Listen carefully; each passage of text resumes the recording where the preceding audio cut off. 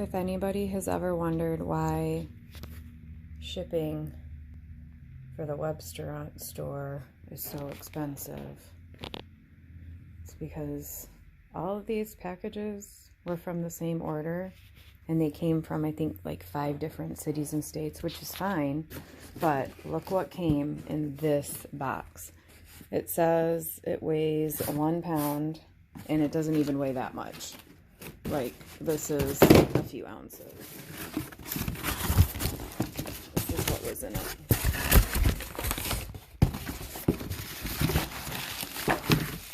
That box, this envelope, this piece of cardboard, this bag with these 2 little metal